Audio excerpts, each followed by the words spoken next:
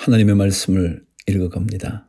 우리가 말씀을 읽어가지만 사실은 하나님의 말씀이 우리를 읽어가는 걸 겁니다.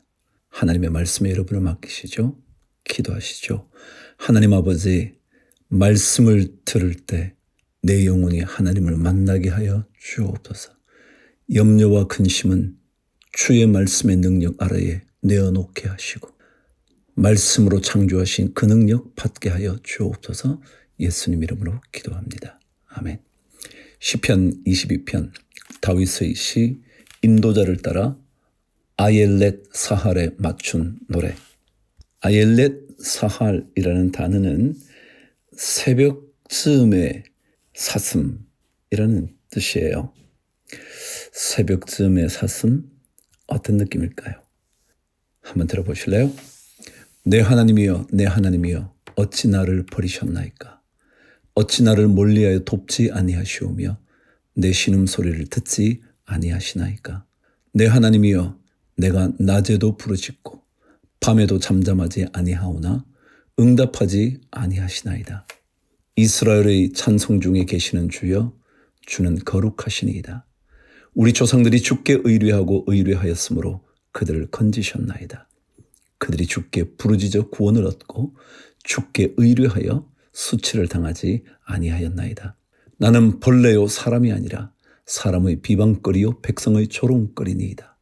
나를 보는 자는 다 나를 비웃으며 입술을 삐죽거리고 머리를 흔들며 말하되 그가 여호와께 의탁하니 구원하실 걸, 그를 기뻐하시니 건지실 걸 하나이다. 오직 주께서 나를 모태에서 나오게 하시고 내 어머니의 젖을 먹을 때에 의지하게 하셨나이다. 내가 날 때부터 주께 맡긴 바 되었고 모태에서 나올 때부터 주는 나의 하나님이 되셨나이다. 나를 멀리하지 마옵소서. 환난이 가까우나 도울 자 없나이다. 많은 황소가 나를 애워싸며 바산의 힘센 소들이 나를 둘러쌌으며 내게 그 입을 벌림이 찢으며 부르짖는 사자 같으니이다. 나는 물같이 쏟아졌으며 내 모든 뼈는 어그러졌으며 내 마음은 밀랍 같아서 내 속에서 녹았으며 내 힘이 말라 질그릇 조각 같고 내 혀가 입천장에 붙었나이다. 주께서 또 나를 죽음의 진토 속에 두셨나이다. 개들이 나를 애워쌌으며 악한 무리가 나를 둘러 내 수족을 찔렀나이다. 내가 내 모든 뼈를 셀 수 있나이다. 그들이 나를 주목하여 보고 내 겉옷을 나누며 속옷을 제비 뽑나이다. 여호와여 멀리하지 마옵소서. 나의 힘이시여 속히 나를 도우소서.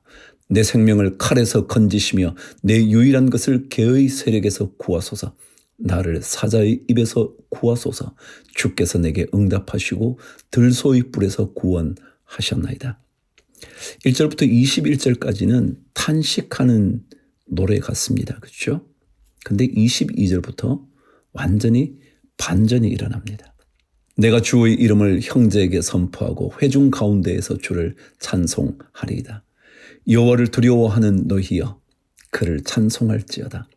야곱의 모든 자손이여 그에게 영광을 돌릴지어다. 너희 이스라엘 모든 자손이여 그를 경외할지어다. 그는 곤고한 자의 곤고를 멸시하거나 싫어하지 아니하시며 그의 얼굴을 그에게서 숨기지 아니하시고 그가 울부짖을 때에 들으셨도다. 큰 회중 가운데에서 나의 찬송은 주께로부터 온 것이니 주를 경외하는 자 앞에서 나의 서원을 갚으리이다. 겸손한 자는 먹고 배부를 것이며 여호와를 찾는 자는 그를 찬송할 것이라. 너희 마음은 영원히 살지어다. 땅의 모든 끝이 여호와를 기억하고 돌아오며 모든 나라의 모든 족속이 주의 앞에 예배하리니 나라는 여호와의 것이요 여호와는 모든 나라의 주제심이로다.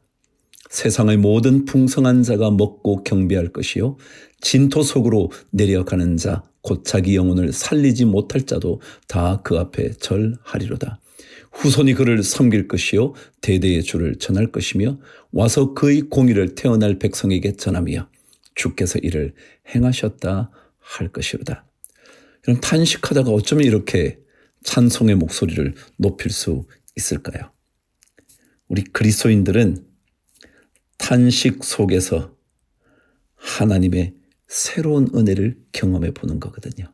자, 출애굽기 21장 10계명을 선포하신 다음 여러 법령을 말씀해 줍니다. 들어보시죠.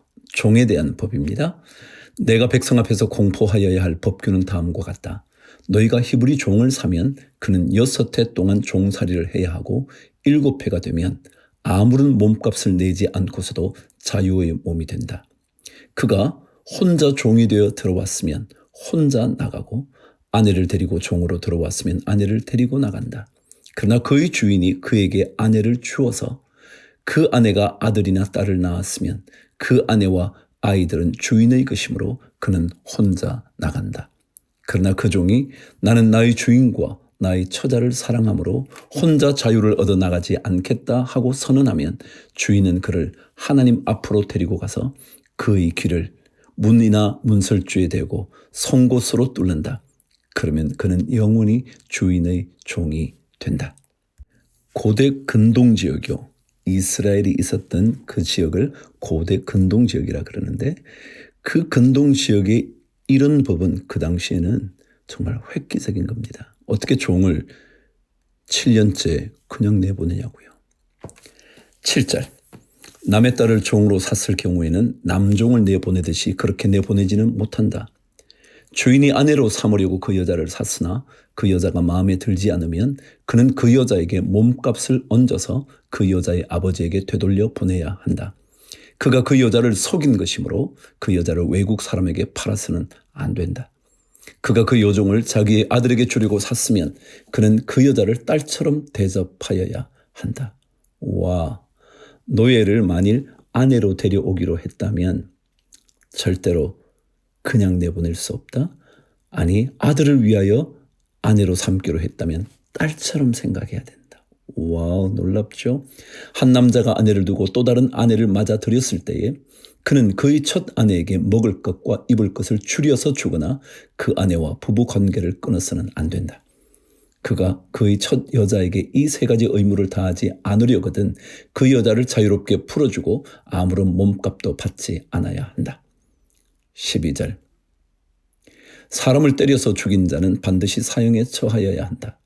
그가 일부러 죽인 것이 아니라 실수로 죽였으면 내가 너희에게 정하여 주는 곳으로 피신할 수 있다. 도피성이라는 거 기억나시죠? 그러나 홧김에 일부러 이웃을 죽인 자는 나의 재단으로 피하여 오더라도 끌어내서 죽여야 한다. 자기 부모를 때린 자는 반드시 사형에 처하여야 한다. 사람을 유괴한 자는 그 사람을 팔았든지 자기가 데리고 있든지 반드시 사형에 처하여야 한다. 자기 부모를 저주하는 자는 반드시 사형에 처하여야 한다. 사람이 서로 싸우다가 어느 한 사람이 상대방을 돌이나 주먹으로 때려서 그가 죽지는 않았으나 자리에 눕게 되었는데 그가 일어나서 지팡이를 짚고서라도 길을 다닐 수 있게 되면 때린 사람은 형벌을 받지는 않으나 그동안에 입은 손해를 갚아주고 다 나을 때까지 치료비를 대주어야 한다. 어떤 사람이 자기의 남종이나 여종을 몽둥이로 때렸는데 그 종이 그 자리에서 죽으면 그는 반드시 형벌을 받아야 한다. 그러나 그들이 하루나 이틀을 더 살면 주인은 형벌을 받지 않는다. 종은 주인의 재산이기 때문이다. 사람이 서로 싸우다가 임신한 여자를 다치게 하였는데 낙태만 하고 달리 더 다친 데가 없으면 가해자는 그 여자의 남편이 요구하는 대로 반드시 배상금을 내되 배상 금액은 재판관의 판결을 따른다. 그러나 그 여자가 다쳤으면 가해자에게는 목숨은 목숨으로, 눈은 눈으로, 이는 이로, 손은 손으로, 발은 발로, 화상은 화상으로, 상처는 상처로, 멍은 멍으로 갚아야 한다.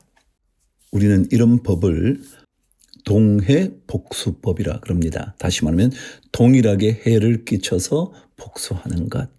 근데 이것의 핵심은요, 그 이상 하지 말라는 얘기예요. 눈을 다쳤는데 너무나 화가 나서 눈보다 더 강력한 보복을 행하면 안 된다. 이를 다쳤다면 이를 다치게 하는 정도로 끝을 내야 된다. 이런 의미예요. 동해복수법은 복수라는 뜻보다 복수를 최대한 줄여야 한다. 그런 뜻입니다. 그렇잖아요. 멍은 멍으로 갚아야지 멍보다 더 상처를 입히면 안 된다는 거죠. 26절 어떤 사람이 자기 남종의 눈이나 여종의 눈을 때려서 멀게 하면 그 눈을 멀게 한 값으로 그 종에게 자유를 주어서 내보내야 한다. 그가 자기 남종의 이나 여종의 이를 부러뜨리면 그 이를 부러뜨린 값으로 그 종에게 자유를 주어서 내보내야 한다. 28절. 소가 어떤 남자나 여자를 받아서 죽이면 그 소는 반드시 돌로 쳐서 죽여야 한다. 처형된 소는 먹어서는 안 된다. 이 경우에 소의 임자는 형벌을 받지 않는다. 그러나 그 소에게 받는 버릇이 있는데 그 임자가 남에게 경고를 받고도 단속하지 않아서 어떤 남자나 여자를 죽게 하였으면 그 소만 돌로 쳐서 죽일 것이 아니라 그 임자도 함께 죽여야 한다.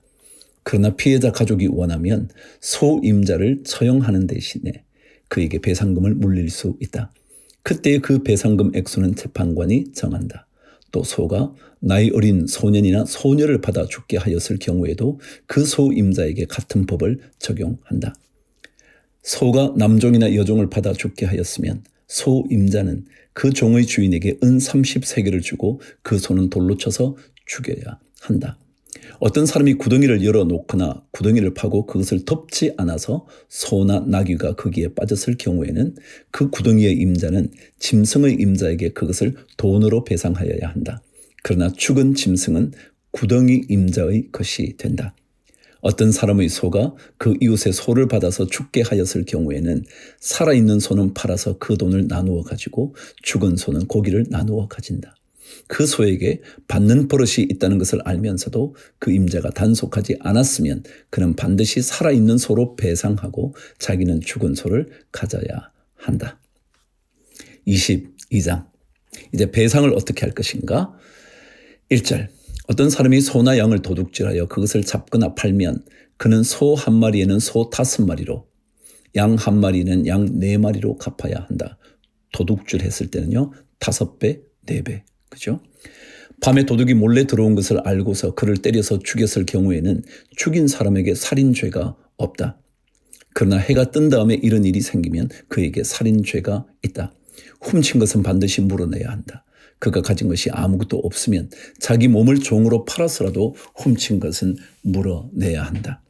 도둑질하지 말라 그랬잖아요. 그렇죠? 그가 도둑질한 짐승이 소든지 나귀든지 양이든지 아직 산채로 그의 손에 있으면 그는 그것을 2갑절로 물어주어야 한다. 어떤 사람이 밭이나 포도원에서 집 짐승을 풀어놓아서 풀을 뜯게 하다가 이 집 짐승이 남의 밭의 농작물을 모두 뜯어 먹었으면 그는 자기 밭의 가장 좋은 소출과 자기 포도원의 가장 좋은 소출로 그것을 물어주어야 한다.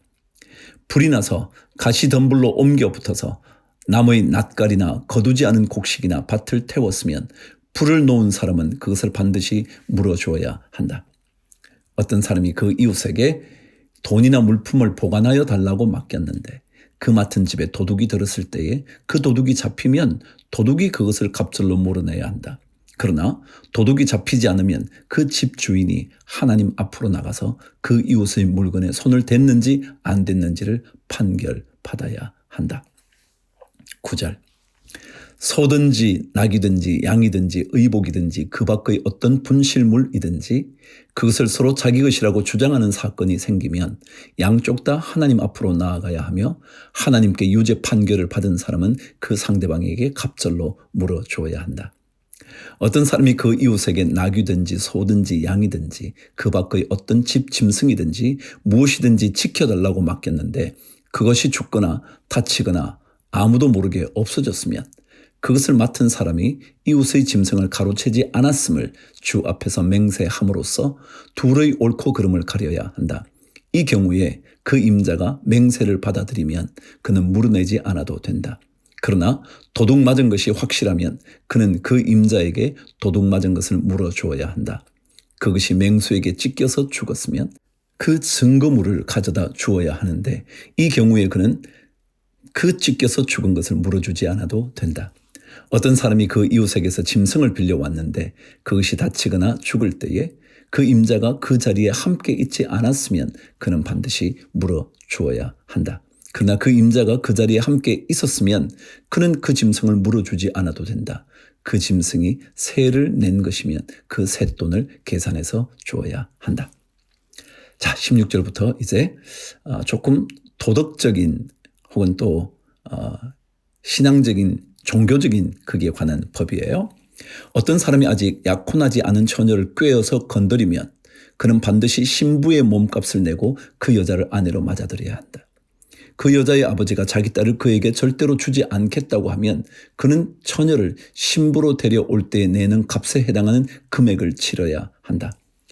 마술을 부리는 여자는 살려두어서는 안 된다. 짐승과 교접하는 자는 반드시 사형에 처하여야 한다. 주 밖의 다른 신에게 제사를 드리는 자는 반드시 없애야 한다. 너희는 너희에게 몸부쳐 사는 나그네를 학대하거나 억압해서는 안 된다. 너희도 이집트 땅에서 몸부쳐 살던 나그네였다. 자신의 옛적을 생각해 보는 것 참 중요하죠. 너희는 과부나 고아를 괴롭히면 안 된다. 너희가 그들을 괴롭혀서 그들이 나에게 부르짖으면 나는 반드시 그들의 부르짖음을 들어주겠다. 나는 분노를 터뜨려서 너희를 칼로 죽이겠다. 그렇게 되면 너희 아내는 과부가 될 것이며 너희 자식들은 고아가 될 것이다. 고아나 과부를 괴롭히면 고아와 과부가 된다는 거죠. 연약한 자들을 살피시는 하나님. 25절. 너희가 너희 가운데서 가난하게 사는 나의 백성에게 돈을 구워 주었으면 너희는 그에게 빚쟁이처럼 재촉해서도 안 되고 이자를 받아도 안 된다. 너희가 정녕 너희 이웃에게서 겉옷을 담보로 잡거든 해가 지기 전에 그에게 돌려주어야 한다. 그가 덮을 것이라고는 오직 그것뿐이다. 몸을 가릴 것이라고는 그것밖에 없는데 그가 무엇을 덮고 자겠느냐. 그가 나에게 부르짖으면 자애로운 나는 들어주지 않을 수 없다. 너희는 하나님께 욕되는 말을 하거나 너희 백성의 지도자를 저주하지 못한다. 너희는 곡식을 거두거나 포도주를 빚거나 올리브 기름을 짠 다음에는 거기에서 얼마를 나에게 제물로 바쳐야 한다. 너희는 맏아들들을 나에게 바쳐야 한다. 너희 소나 양도 처음 난 것은 나에게 바쳐야 한다. 처음 난 것들은 이래 동안은 어미와 함께 있게 하고 여덟의 날에는 나에게 바쳐야 한다.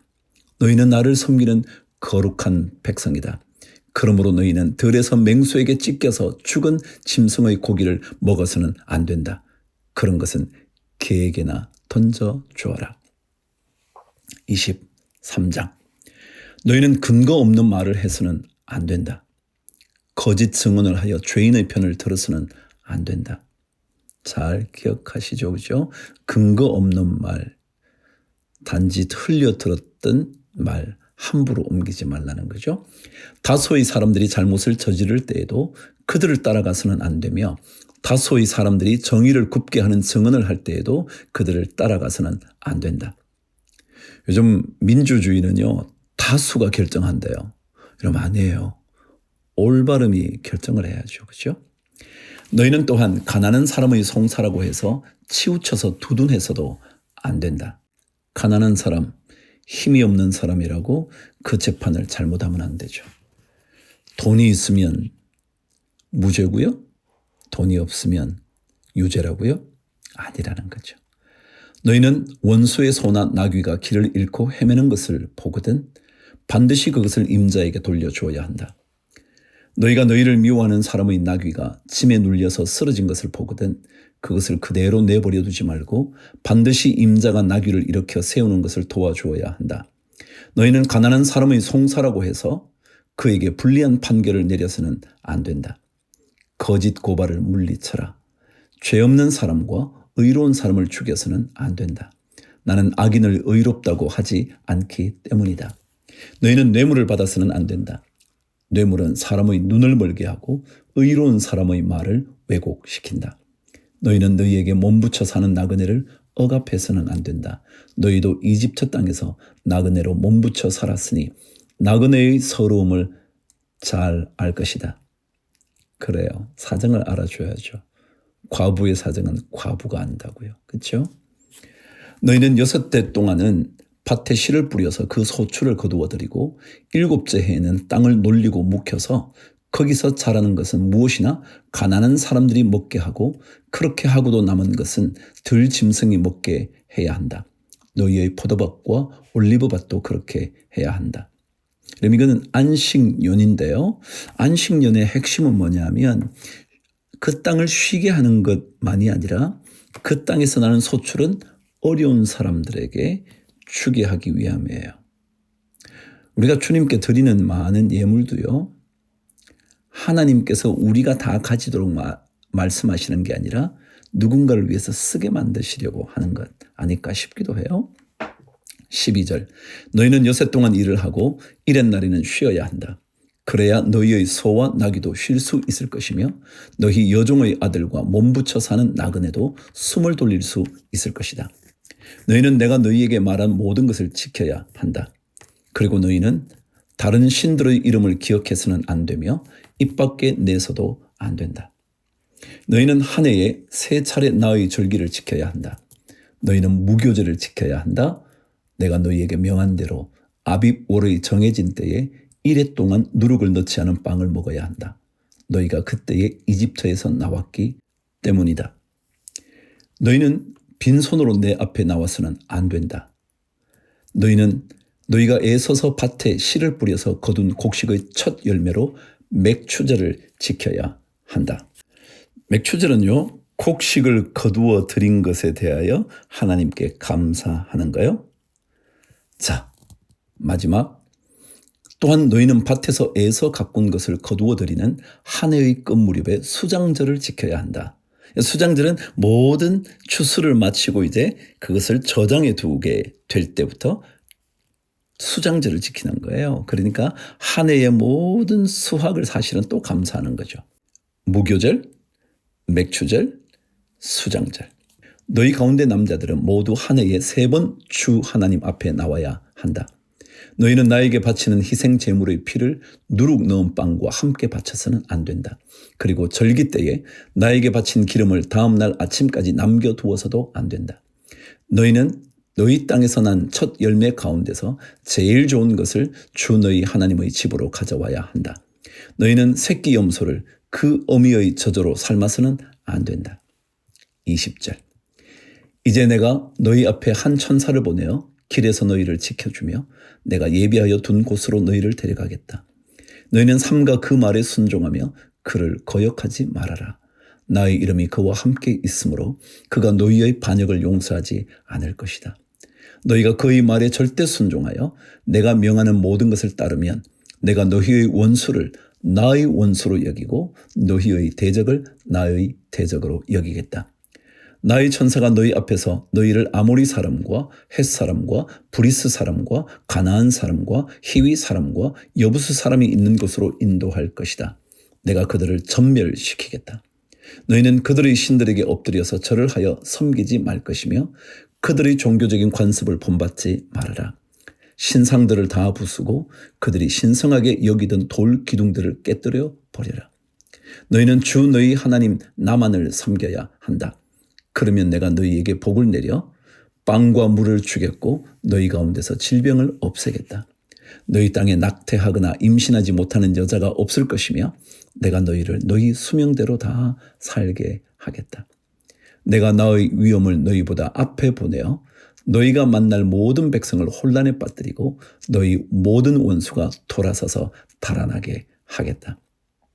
내가 말벌을 너희보다 앞질러 보내어 히위 사람과 가나안 사람과 헷 사람을 너희 앞에서 쫓아내겠다. 그러나 나는 땅이 황폐하여지고 들짐승이 많아질까 염려되므로 한 해 안에 그들을 너희 앞에서 다 쫓아내지는 않겠다. 나는 너희가 번성하여 그 땅을 너희의 소유로 차지할 때까지 그들을 너희 앞에서 조금씩 쫓아내겠다. 내가 너희 땅 경계를 홍해에서 블레셋 바다까지 광야에서 유프라테스 강까지로 정하고 그 땅에 사는 사람들을 너희 손에 넘겨줄 터이니 너희가 그들을 쫓아내어라. 너희는 그들과 언약을 맺지 말아라. 그들의 신들과도 언약을 맺지 말아라. 너희는 그들을 너희 땅에서 살지 못하게 하여라.